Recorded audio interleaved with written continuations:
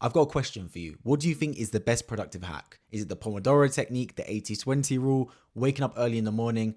It's nothing to do with all of that. In my opinion, the best way to have a productive day is actually all from knowing what you're going to do from the night before. This comes from personal experience. I'm a 23-year-old entrepreneur in the UK that runs multiple businesses and works full-time for myself. And you know that's the case because I'm recording this video at 4 p.m. on a Tuesday rather than working at a 9 to 5 job. And without a doubt, the biggest difference between having a productive day and unproductive day for me was having a clear intention in my mind the night before what I'm going to do. The days where I had no idea what I was doing when I woke up were significantly less productive than the days when I woke up with a plan of action and what to do. So the night before, you don't need to write it down like all these gurus say, write down and journal what you're going to do the night before. Waste of time. If you want to do it, but it's more entertainment than actual use. What you want to do is just in your mind before you go sleep, what am I going to do tomorrow? This is a step-by-step plan. Okay, cool. Wake up. First thing I'm going to do is record a YouTube video. Or first thing I'm going to do is respond to that client. Then I'm going to do this. Then I'm going to do that. So night before, have a plan of action. This is what I'm going to do. Because as soon as that plan of action has been said, and it's the last thing you say to yourself before you try to fall asleep, the very last thing. Because then what's going to happen is overnight, your brain's going to start to manifest routes of how it's going to come to fruition. I'm telling you, it's true. I don't care if science disagrees with me. I'm saying it from personal experience. This is true. So the night before I go sleep, this is my game plan. This is exactly what I'm going to do when I wake up tomorrow. Then you wake up tomorrow, this is what you do. Step one, you do the hardest possible thing first. I don't care whatever the longest task is, you do it first and you do it without doing anything else. You don't eat any food. You don't even drink any water. You do exactly the very first thing, first possible activity in the whole day. You do that hardest thing first. Now, that hardest thing can be different for every single person. It might be going to the gym. If you really struggle to go to the gym, make that the first thing you do. If you really struggle to record YouTube videos, make that the first thing you do. Whatever it is that's the hardest possible task for you or the most time constraining task, do that very first. Once you've done that, then you move on to the second hardest task. It literally goes in that order. I know it's sounding like rocket science to a lot of people, but it's honestly not. You plan the night before, then you do your tasks in the importance of them / toughest to do. Because what's going to happen is actually, you get to as you're doing the task and you start the hardest one, it becomes easier to do. And as you start to run out of energy, as you go towards later in the day, the tasks become easier so it doesn't feel as hard. Like if you start with the easiest task, which a lot of people do, as the day progresses, you run out of energy and the tasks get harder. It's the inverse law. Like you've got less energy and what you're doing becomes even more difficult. Whereas if you start with the most difficult task, as you run out of energy, because the tasks become easier, it's all just equivalent. Like the tasks become the same quality and same difficulty because your energy matches with how much easier the tasks are becoming. So just start with the most difficult task and do that continuously. Then you can eat. So this is an important thing. I always intermittent fast. I never have breakfast. The earliest I'll ever eat a meal is 12:45, 1 o'clock, the very earliest. Most times I eat my first meal around 2 p.m. And look, I'm fine. I'm not anorexic. I'm good, bro. Like I've got muscles to an extent. I go gym pretty much every single day. You can go gym on an empty stomach. It's fine. You're not going to die doing it. Trust me, you'll be completely fine. You ain't going to perish going gym on an empty stomach. So it's completely fine. I go gym on an empty stomach pretty much every single day, first thing in the morning. Then when I come back from gym, I slap my first meal of the day, make sure I get some creatine in my body, good to go. So that's the game plan I've been using. Night before, think about the most difficult task to do and what I'm going to do that whole day. Wake up, do the most difficult task.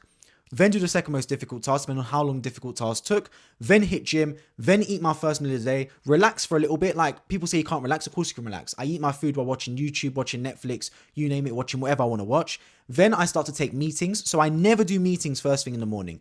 Meetings, 9 times out of 10, are honestly just there to align principles. You won't get any work done during a meeting. I've rarely been in a meeting where I've come out of it and thought, you know what? That is amazing. I've made loads of money in that meeting, unless it's a consulting call or something like that, right? More often than not, meetings are just there to align principles with your team or whoever else. So you're on the same page. Money's not made in meetings. It's just there to make sure everyone's on the same page, right? So I always delay meetings to be during the middle of the day or honestly end of the day as well. I do a lot of meetings towards the end of the day. It works for me because I'm based in the UK and a lot of the people I work with and clients I have are based in America. So their midday is like my evening. So it works perfectly from that standpoint. But never do morning meetings. I don't understand people that do morning meetings. Worst possible thing you can do. You have your most energy in the morning, go out there and do something productive. Don't be sitting there on a meeting listening to people. It's a waste of time. So Always, meetings are done from like 2, 3 p.m. onwards. 11 a.m. is the earliest I'll do a meeting. Bare minimum earliest. And the only reason I have that in place is because some people forward in time, like Dubai, India, Asia, etc., need to be able to meet with me. And 11 a.m. is the earliest I'll do to compensate their timings. If it was down to me, I would have the earliest meeting at 2 p.m. I would not do a single meeting before 2 p.m. my time. But that's neither here nor there. Point is, when I do meetings during the middle of the day, catch up on any admin tasks, emails, you name it, etc. Then towards the end of the day, I do anything that is just like spillovers, extras to do. So you have like the night before, I have a list of what I need to get done. I normally stick to 3 or 4 tasks. Anything more than 3 or 4, the brain starts becoming overstimulated with everything to do. I stick with 3 or 4 of the most important tasks. And more important tasks would be things like recording a YouTube video, editing a YouTube video, scripting this, writing this for a client, recording content for this, etc., for my faceless channels, doing this for my AI SaaS tool, etc. All sorts, basically, like important tasks that take minimum 30, 45 minutes long at the bare minimum. I stick with 4 of those, like maximum. I don't want to do any more than that in a day because, to be honest, I could be bringing it into one thing, like one task, and there's no point me doing 8 things in a day. Like, what's the point? You might as well just stick to 2, 3, or 4 things you can do really well, then try and mash through 9, 10 different things. A lot of people just create so many different tasks in a day just out of boredom, really. So they can feel productive doing 10 things. Like opening emails is a task. Opening emails is not a task. That's an admin. I have a special slot in my day for admin. Like I said, it's around midday. Well, not around midday, around 3, 4 p.m. after I've done my meetings, or even sometimes during meetings as well. After I've gone gym, etc. Then I slap out all the admin stuff and towards the end of the day. But the most important stuff you do first. And then what will hopefully happen is you get towards the end of the evening and you can then either relax because you've done your work for the day and there's nothing wrong with relaxing, or you have that second wind where you go, you know what, I want to do some more work. Then what you've already done so much work during the day already, that when you have your second wind, that's like bonus work. You're hitting overtime. And that's when you really start to outwork people, because a lot of people, right, they don't do enough work and they get towards the end of the day, they procrastinate, like, damn, I've done nothing all day. I need to do some work. So then they start doing work at the end of the day, right? Whereas if you've done all your work in the morning, then you hit that second wind, you're not only doing what these lot do, which is working in the evening, you've already done a bunch of work in the morning as well. So you're completely out competing them on every front. And that's the beautiful thing, right? Because I've got a book on my shelf called Atomic Habits, which explains this perfectly.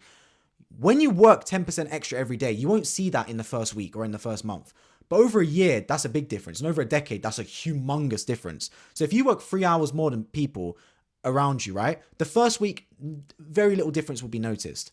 But after a month, a difference will be noticed. And after a year, you'll be unrecognizable to those people, honestly. The amount of extra stuff you can do with 2-3 hours extra a day is incredible. So make sure you put in the work and start early, because the night before plans everything you're going to do in the day. If you have a crap night before, if you have a crap sleep, etc., if you feel rubbish waking up, it's going to influence the whole day ahead of you. So make sure you nail that night before, have a game plan in place. This is what you're going to do as soon as you wake up. So when you wake up, there's no thinking and faffing about of what to do. There's only action and game plans of what you're going to do in that day. And that is how you outwork everyone and become the most successful version of yourself. Remember, you're the only person that can make it happen, but you are also the only person that can mess it all up.